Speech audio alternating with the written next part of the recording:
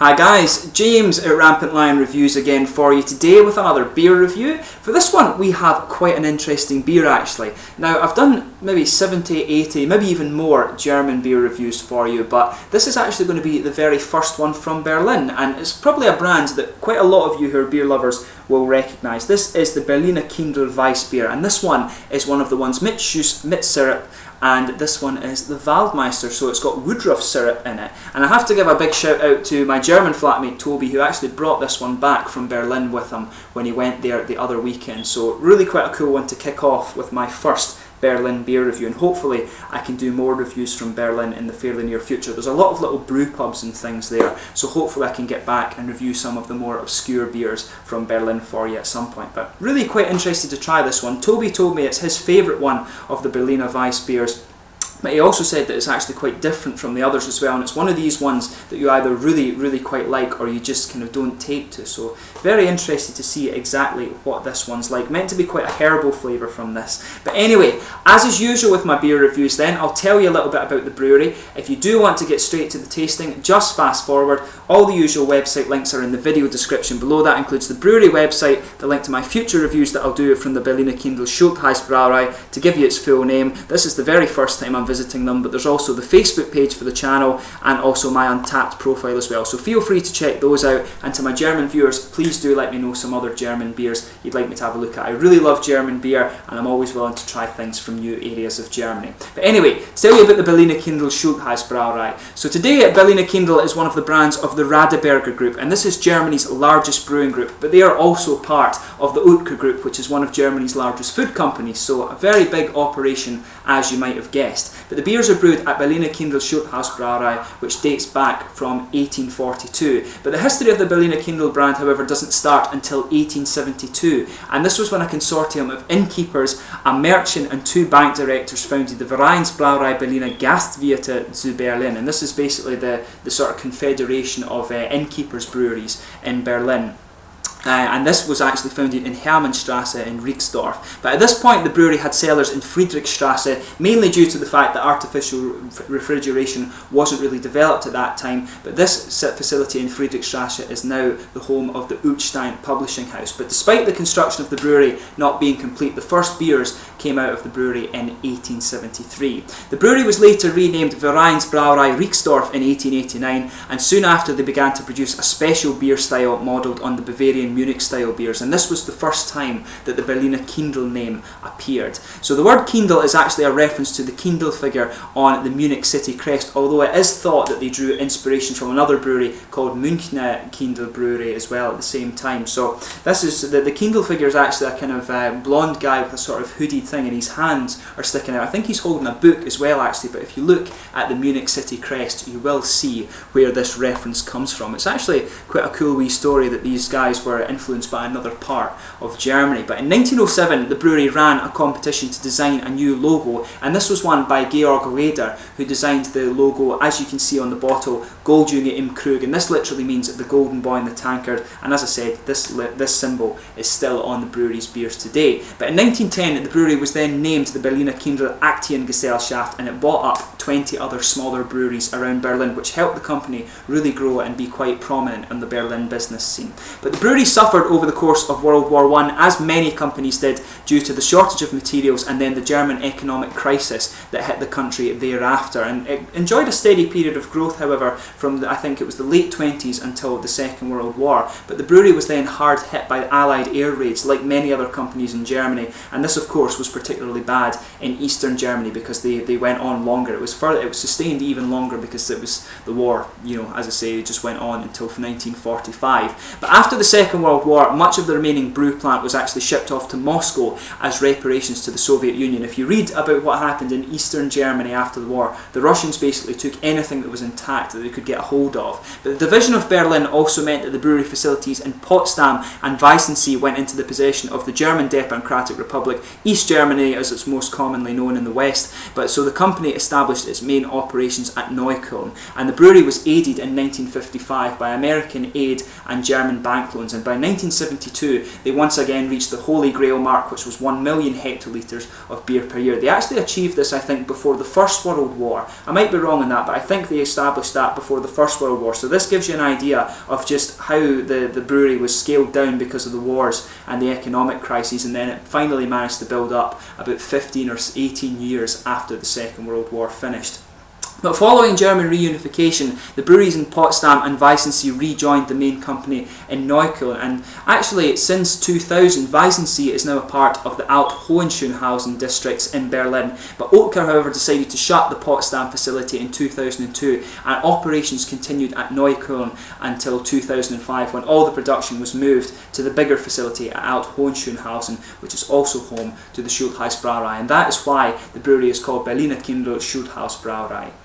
So, Berliner Kindl, another point to note about these guys is that Berliner Kindl are also the partner brewery for the New Year and German Unity Day celebrations at the Brandenburg Gate. So if you go along there, you can try a lot of the different Berliner Kindl beers, and they're also very easy to find in Berlin, as you may have guessed. But anyway, that's your brief history, or kind of longer history actually, of the Berliner Kindl brand. A very good brewery, and some of their beers are very interesting. But just to list a few of these for you, the main Kindl range includes Kindl Pils, Kindl Export, Jubiläumspilsner, basically Jubilee Pilsner, Kindl Dunkelbock, Kindl Hellesbock, and also the Kindl Weisse. And the Kindl Weisse is actually really quite interesting because this is where a lot of these mid-juice beers comes from. They also, as I said, that means that you add syrup to them. So in this range you've got the Himbeere, the Raspberry, the Johannisbeere, the Blackcurrants one. These are the two that I tried when I was actually in Berlin. There's also Sauerkirsch, which is sour cherries, Waldmeister, which is this guy here, the Woodruff one, or Master of the Forest as they call it in German, and Holunderblüte, which is elderberry. But the brewery also produces the Schultheiss beers and also the Berliner Bürgerbräu beers. And I do have a Bürgerbräu one that I'll review for you when I get back to Scotland. But anyway, let's actually get on to the tasting of this beer now, because the video will start to get quite long. So this is a 3% Berliner Weisse. It's 98.8% Berliner Weisse beer with 1.2% Woodruff flavoured syrup added to it. The Woodruff, incidentally, if you don't know, is a white flowering plant native to much of Europe, Turkey, the Caucasus, China, and also Japan, and its Latin name is Galicium odoratum.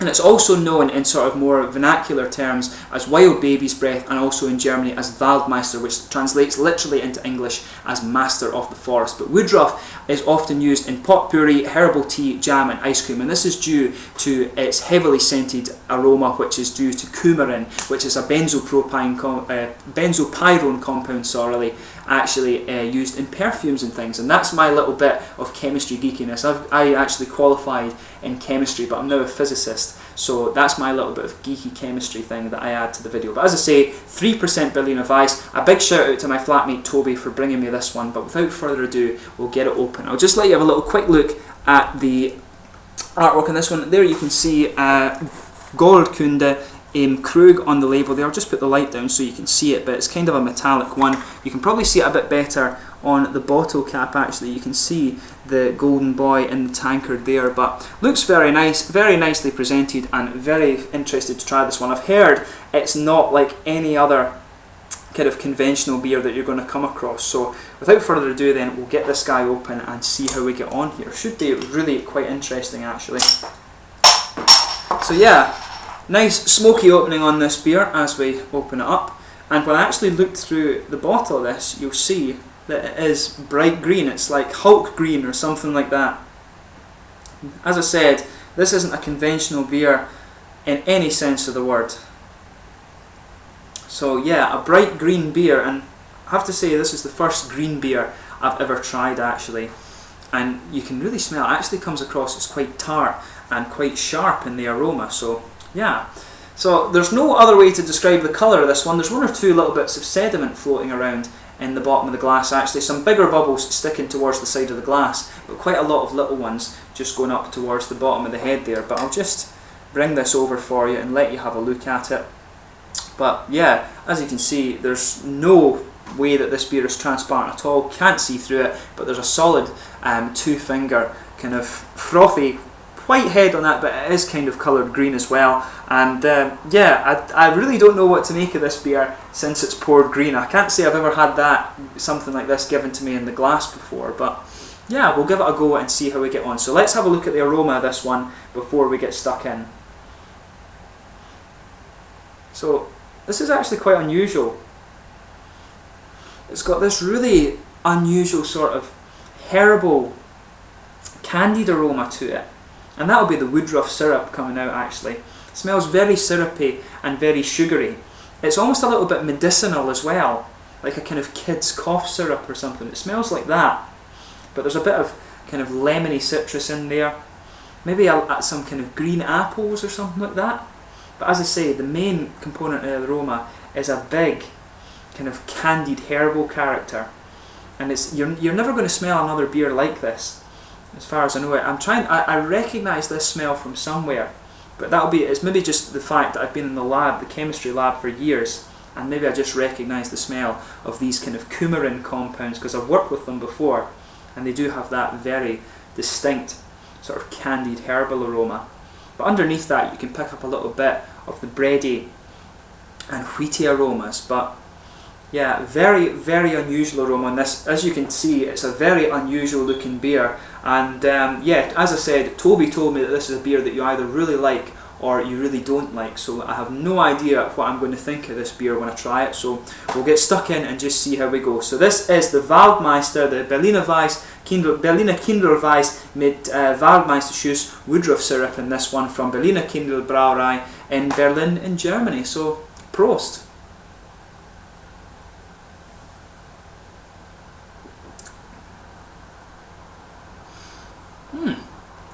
Now, on first taste, I'll say it's definitely unusual. It's not like any other beer you're going to have, but I have to say on first taste I actually do quite like it.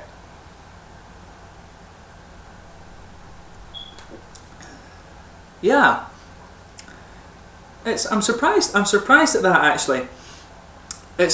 We have an expression in English for those of you who are watching from Germany, and we say it's like Marmite. You either love it or you hate it. But I can see why this beer is like that, because it's got an unusual tartiness to it, which I can see a lot of people wouldn't quite like.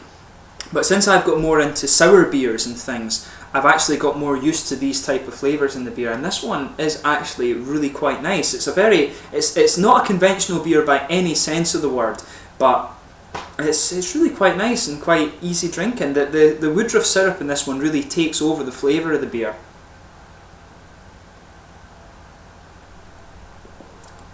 But yeah, I do like this beer. I have to admit that. Toby will probably be happy, because as I told you, this is one of his favourite ones, or his favourite of the Berliner Kindl beers, but it is really quite unusual.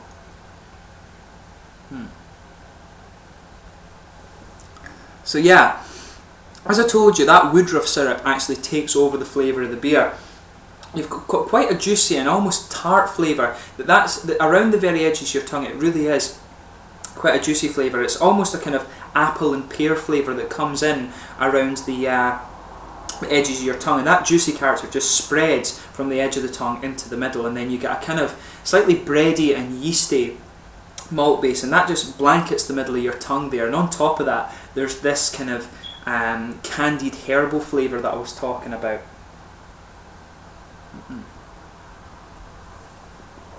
But yeah, really nice, and definitely not like anything else you're ever going to taste. I would recommend that you give it a go. You might hate it, but I have to admit it is really quite interesting. I tried the raspberry one and the blackcurrant one, and I really liked both of those, and this one kind of follows on in the same light. There's a lot of people in Germany who'll drink Radler beers, or Mädchen beer, as a lot of my German friends like to call it, but this one is definitely better than any Radler beer you're going to come across.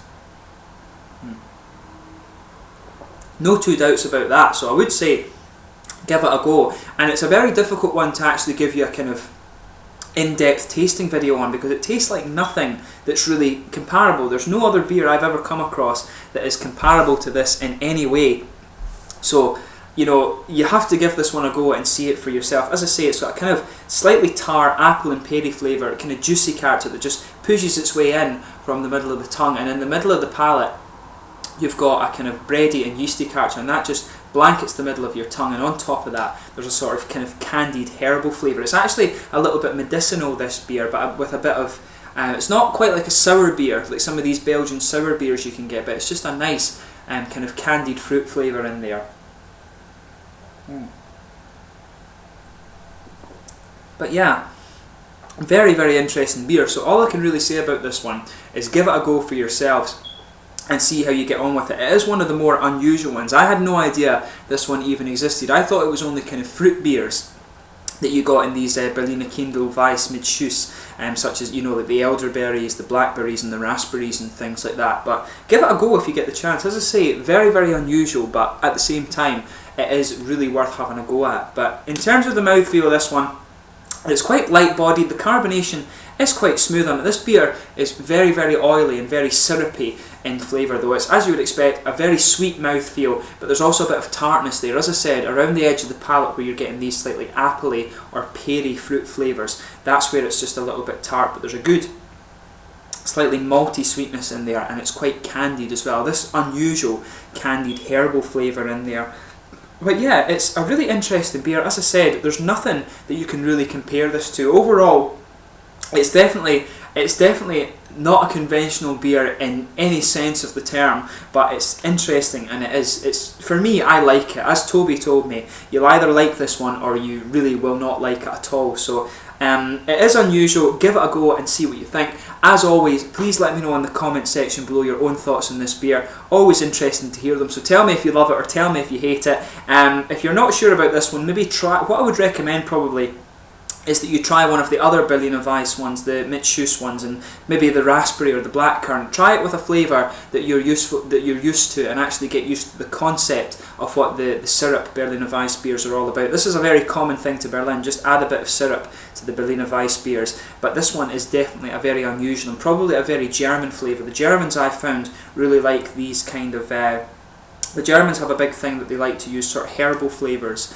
in different things. So very, very interesting, and a very German beer actually, as you would expect when it's called Berliner Kindl. But yeah, go and give it a go for yourselves and let me know what you think of it. As I say, comment in the section below, but I hope you've enjoyed this beer review. This one's been a little bit more abstract than some of the other ones I've done for you, so I apologise for that, but it's a very unusual one, and give it a go. But I thank you for watching my beer reviews. Please like, subscribe, share, all the usual YouTube stuff. Feel free to add me as a friend on Untappd. Please do like the Facebook page as well. Hope you've enjoyed this beer review, and please let me know your own thoughts on the beer, as I said. But until my next beer review, it's Slange just now, and there will be many more to come from Germany.